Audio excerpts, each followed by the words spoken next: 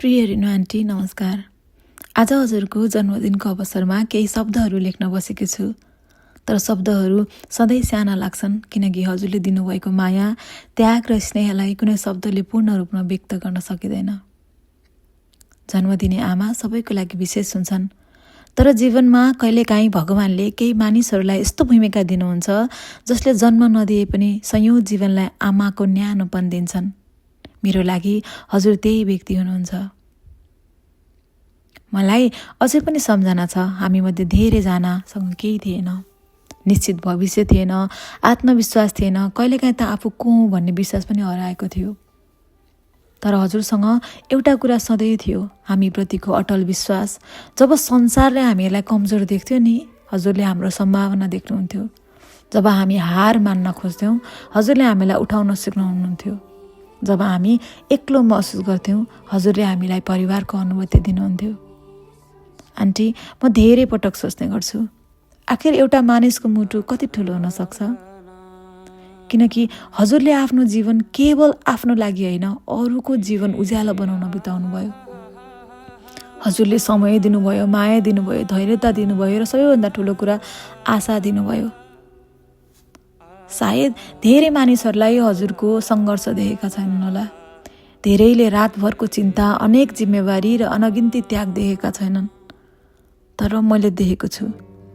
हामीले देखेका छौँ, हामीलाई थाहा छ कि हाम्रो मुस्कानको पछाडि हजुरको धेरै निन्द्रा हराएको रातहरू छन्। हाम्रो सफलताको पछाडि हजुरको धेरै प्रार्थनाहरू छन्। हाम्रो आत्मविश्वासको पछाडि हजुरले वर्षौँ लगाएर रोप्नु भएको विश्वास छ। हजुरले हामीलाई केवल खाना, आश्रय वा शिक्षा मात्र दिनु भएन, हजुरले हामीलाई मानिस बन्न सिकाउनु भयो, सम्मान गर्न सिकाउनु भयो, अरूको पीडा बुझ्न सिकाउनु भयो, आफूमाथि विश्वास गर्न सिकाउनु भयो र सबैभन्दा महत्त्वपूर्ण, परिस्थितिले होइन हाम्रो चरित्रले हाम्रो भविष्य निर्धारण गर्छ भन्ने कुरा सिकाउनु भयो।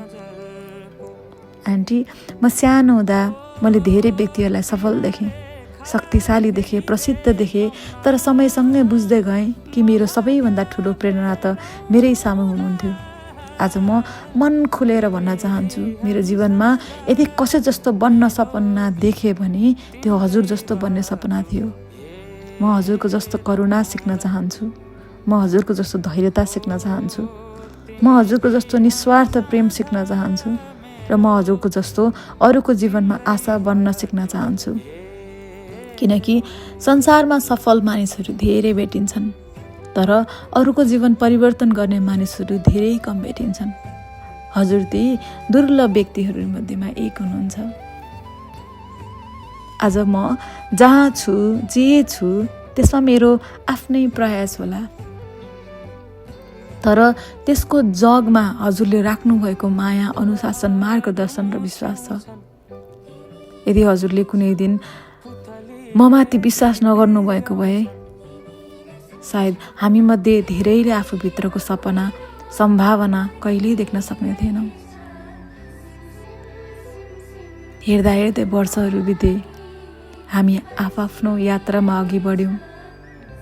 कोही टाढा देश पुग्यौँ, कोही नयाँ जीवन निर्माण गर्न लाग्यौँ, तर एउटा कुरा कहिल्यै बदलिएको छैन आन्टी, हाम्रो मनमा हजुरप्रतिको सम्मान, कृतज्ञता र माया। आज जन्मदिनको उपलक्ष्यमा, आज हजुरको जन्मदिनको दिनमा मेरो भित्रैबाट एउटा कामना छ, भगवानले हजुरलाई सधैँ स्वस्थ राखुन्, खुसी राखुन् र हजुरले जीवनभर रोप्नुभएको प्रेम र सेवाको फल हजारौँ गुणा फर्काएर दिउन्। हजुरले सयौं बालबालिकाको जीवनमा आशाको दीप बाल्नुभयो। हजुरले हामीलाई सिकाउनु भयो कि परिवार रगतको सम्बन्धले मात्रै बन्दैन, प्रेम, समर्पण र आफ्नोत्वले पनि बन्छ। र अन्त्यमा आन्टी, म केवल यति भन्न चाहन्छु, यदि मैले जीवनमा केही राम्रो गर्न सकेँ भने त्यसमा हजुरको छाप हुनेछ।